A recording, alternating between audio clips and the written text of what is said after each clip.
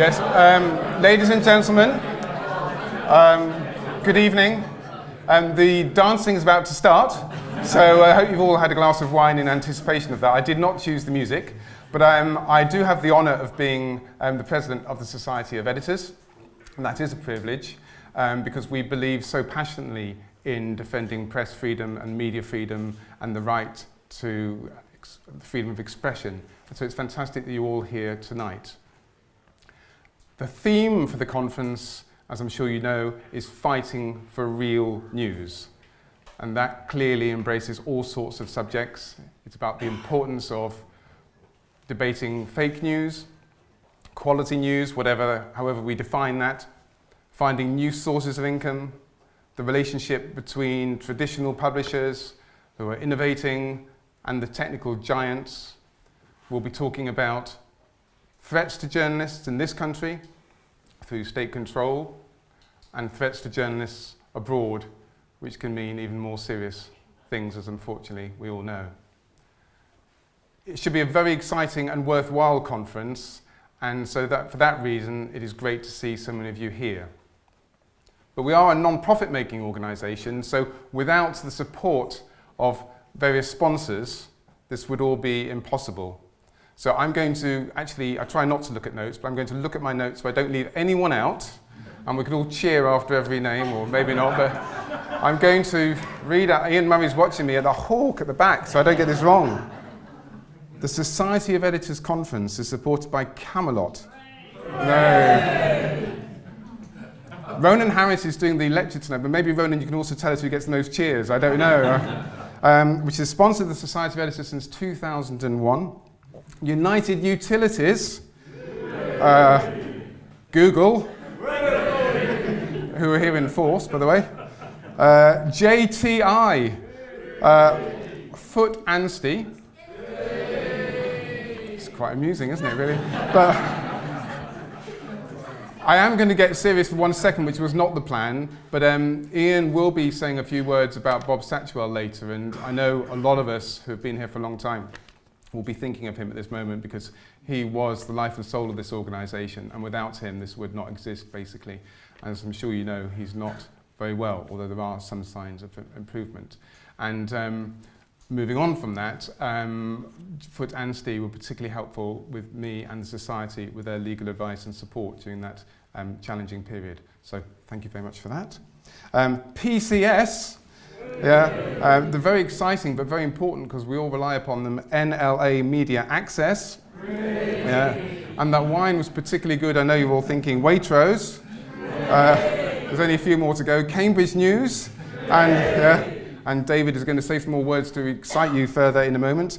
Visit Cambridge and Beyond. I'm not sure where Beyond is, but that sounds good. Lidl. Who've got great wine too, and Hold the Front Page. Great. Thank you for the cheers from the front row.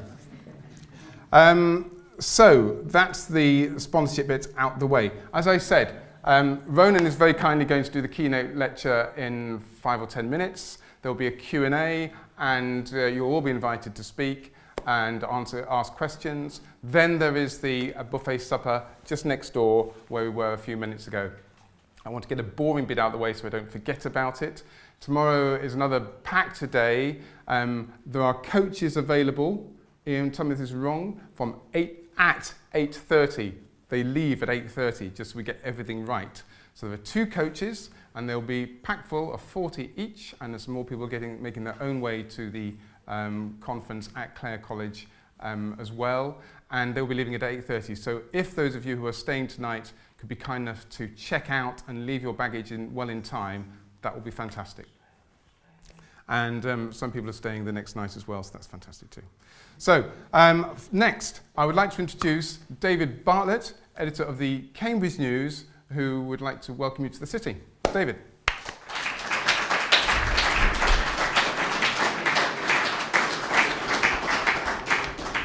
Wow, okay. Hello and welcome to Cambridge, one of the UK's most innovative cities.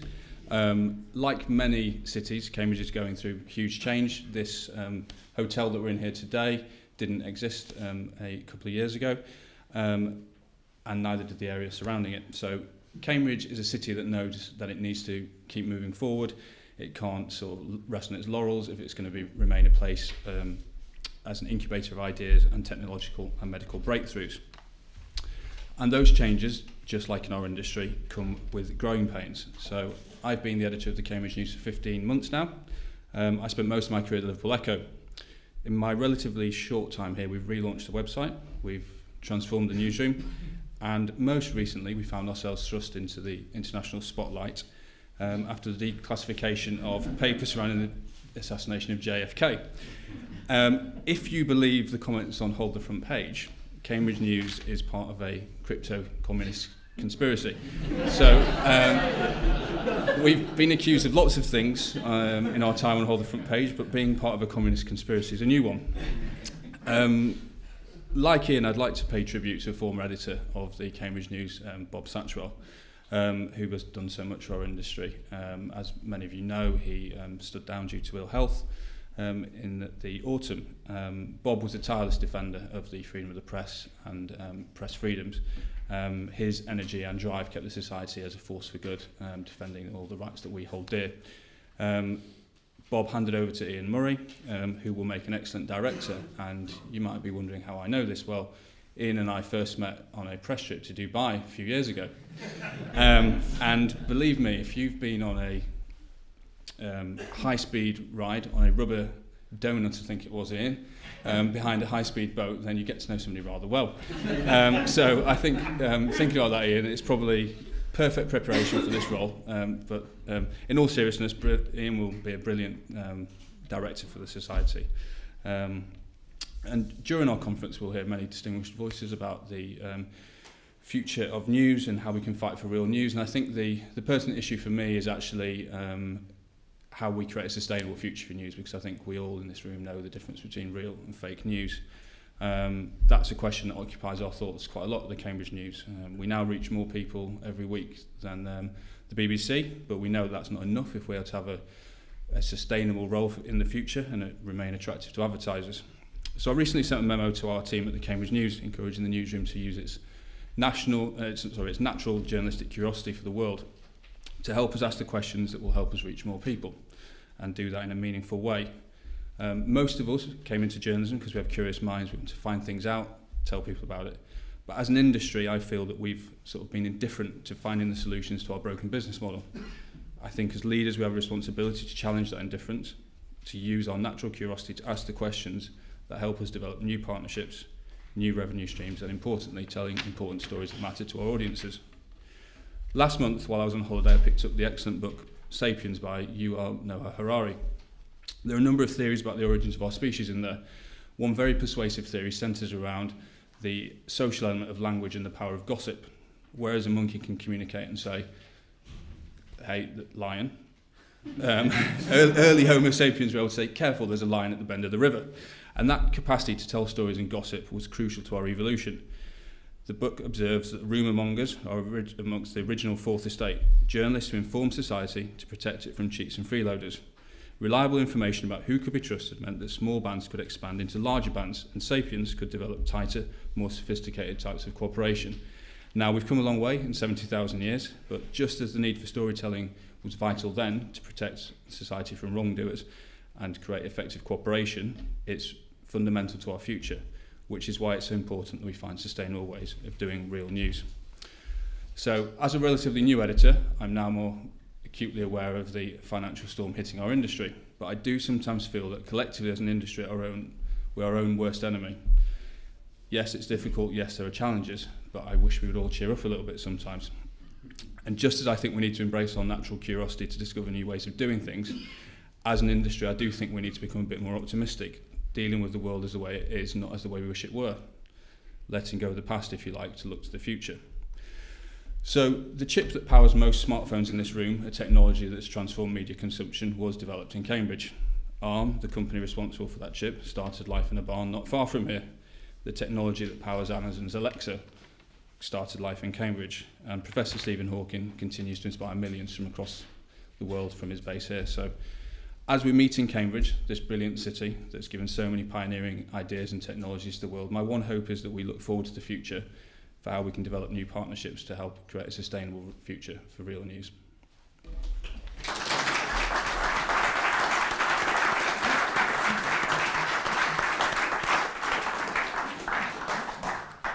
It's me just to get enough for another 30 seconds. So on that positive, cheerful note, which David asked for, and rightly so, I'd just like to go back to my theme from earlier on about the sponsors that we have. And one of the key sponsors we've had since 2001, I think I'm right in saying, is Camelot.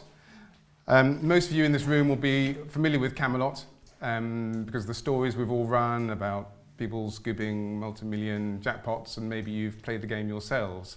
But the fundamental reason behind Camelot is, of course, and the National Lottery, is to raise money for good causes. Those good causes could be for local schemes, national schemes, for health, well-being, the environment, etc. And the organisation that distributes that money is called the Big Lottery Fund. I need to refer to my notes again to get the numbers right, because I missed a decimal point earlier, which was very embarrassing when I rehearsed. The actual number that the lottery has got for good causes over the last 23 years is £37 billion. And the Big Lottery Fund has, since 2004, distributed £8.5 billion. So thanks again to Camelot, and I know Dawn Orstwick, who is in charge of the CEO of the Big Lottery Fund, is here to say a few words about that. Thank you very much, Dawn.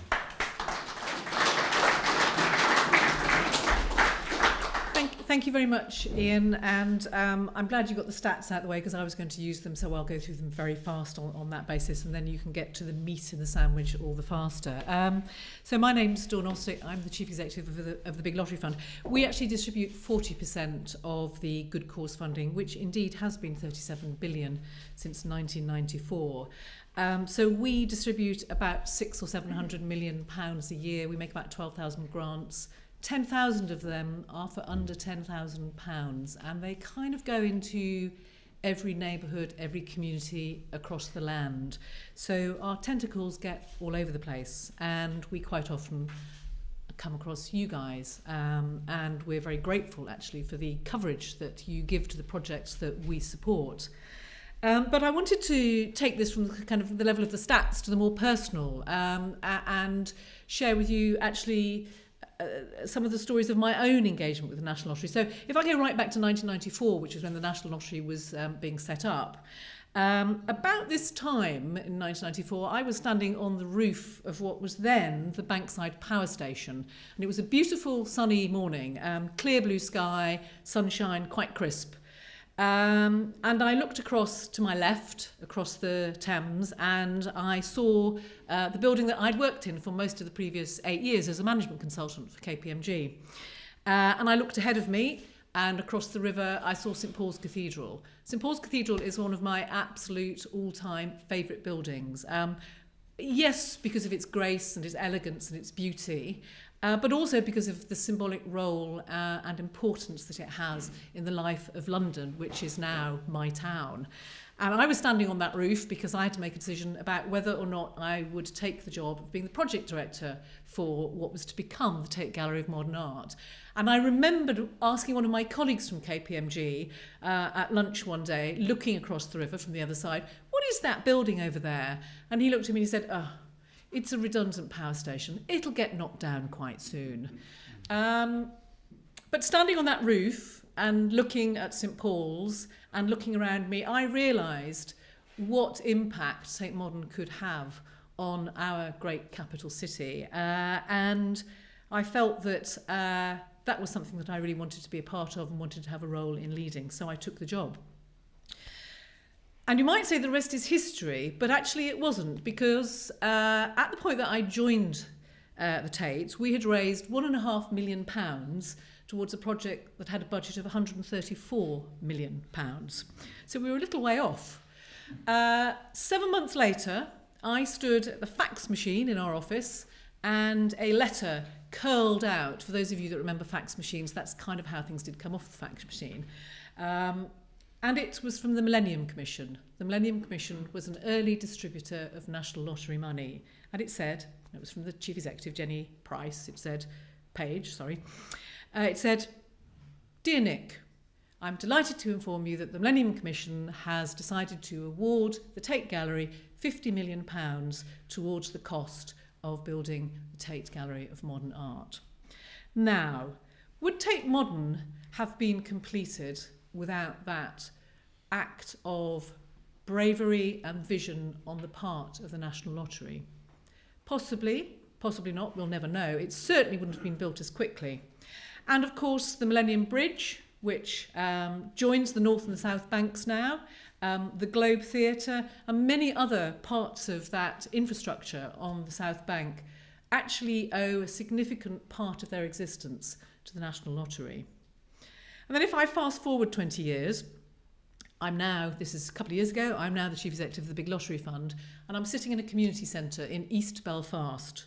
And I'm talking to some, well, if I were in London, I'd describe them as old geezers. I'm not quite sure what the Northern Irish equivalent, or what the East Belfast equivalent is, and I'm not going to even attempt to do their accents. But they were telling me about their Men in Sheds project, which some of you will have come across. Some of you, I'm sure, will have publicised them in your own local papers. And one of them turned to me and he said, "The thing is, when my wife died, I stopped going out. I stopped talking to my friends. I didn't see my family. I thought that my life was over and I didn't really want to be around anymore. And then one day, one of my neighbours knocked on my door and said, 'Do you want to come down and come to this shed?' Now, speaking as a woman, that's quite a surprisingly unattractive offer. But for this chap, it was clearly the thing that would do the trick.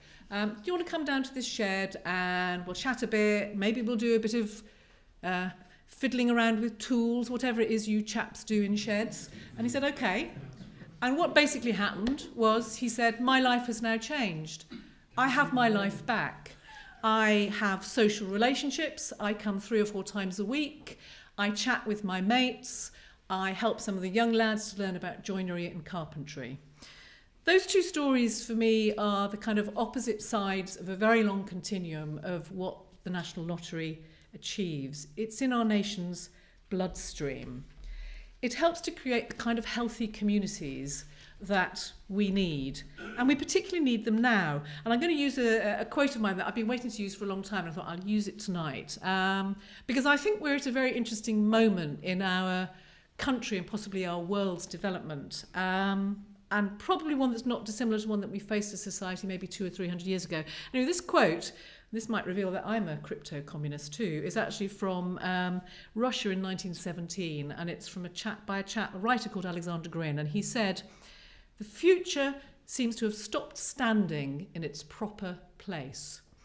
And I've thought about that quote quite a lot, because I think we're in one of those moments where things are not quite as we might have expected them to be. Things surprise us. We can't quite keep up. People feel alienated. 1 in 5 of all of us in this country, of all ages, state that they are lonely. On the other hand, we have a kind of technological digital revolution going on that provides us extraordinary opportunity to join together, to be part of different communities. But it's quite a peculiar development. Here's my strange stat for the night. More people in the world, there's 4 billion of them, and this might be a bit out of date by now, use a mobile phone. Only 3.5 billion people in the world own a toothbrush. More people have a mobile phone than a toothbrush. There is something quite peculiar about our current life, if that is kind of normal.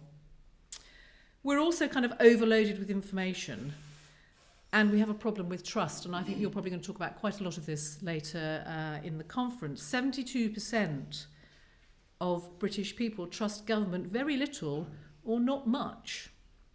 Trust in the media, UK media, has declined again in 2017 to 32%. It feels to me that we're at one of those moments that was a little bit like the Industrial Revolution, when our demographics, our geographic location, our transport, how we worked, who we worked for, how we earned money, all changed at a faster rate than the social ways of doing things. And we played catch up for 20, 30, 40, 50 years. Feels a little bit like that's where we are. But because I'm an optimist and because I run the Big Lottery Fund, and that means that I come across people doing extraordinary things all the time, I think that actually there is an immense possibility that we can turn all this to good and to our advantage. People across this country do things for themselves and for their communities every day in the most extraordinary ways. Very obvious little example for us. Last year we ran a programme called Celebrate. We set it up to mark Her Majesty the Queen's 90th birthday. It was a fund to pay very small grants for communities to do things that brought them together to celebrate something that they'd achieved. They were tiny little grants. We had to double the amount of money we put into it because within 6 weeks we'd had so many applications that we couldn't keep up with it.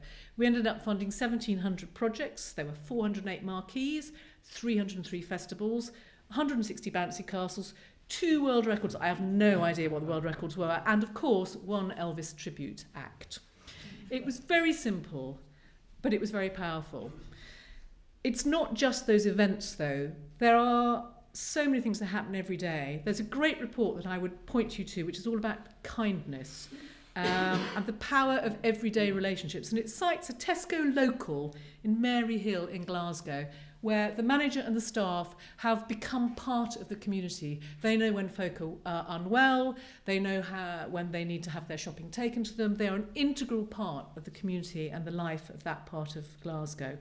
This is the bedrock of our national life, and I think it is found across the whole of our society, but it isn't always talked about, and it isn't always celebrated, and it is often seen as a bit motherhood and apple pie and very simple.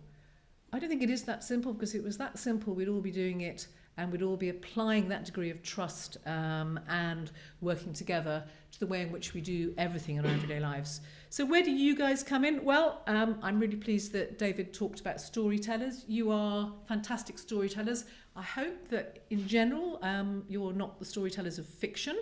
I think you're going to talk about that as well. But you tell the stories of what people do across the country. Another interesting stat. According to YouGov, so it must be true, only 1 in 5 people trust Facebook. 2 in 3 trust their local press. 61% of adults read a local newspaper. I was really surprised when I read that, actually. 61%, that's massive. That is a really, really big number.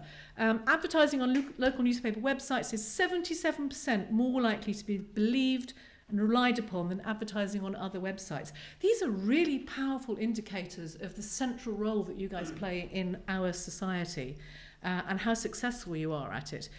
You're also, although you may not describe yourselves as these, you're social activists. The Newcastle Chronicle played a key role in getting the Exhibition of the North to the city. The Express and Star in the West Midlands ran an amazing campaign called Feed the Family, where thousands of local residents contributed to helping local homeless people. And of course, the Evening Standard has run extraordinary campaigns that began, I guess, in about 2010 with the Dispossessed campaign. And it's not just the locals and the regionals. We ourselves have had partnerships with the Mail on Silver Dreams and on the Mirror on community businesses. So you have a really important role in helping us to build that vibrant, positive, forward-looking way, thinking about how do we address some of these issues of isolation and disintegration that are often the narrative that we hear. So I'd like to thank you for telling all those great stories, for being witting or unwitting social activists. We'd be delighted to find new ways, and of course old, of building relationships and working more closely with you whenever we can. And I'd just like to end with another quote. It's a little bit cheesy, so forgive me. But for me, it exemplifies what the National Lottery is all about. Whether you are a young Somalian refugee living in the East End of London with the most extraordinary capacity to run, who grows up and ends up being double gold medal winners for our country, or whether you're that chap sitting in that shed in East Belfast. And for me, it exemplifies the sense of purpose, potential and place that the National Lottery brings. And it's a quote from Thoreau, who was an American essayist And it is, go confidently in the direction of your dreams. Live the life you have imagined. Thank you very much.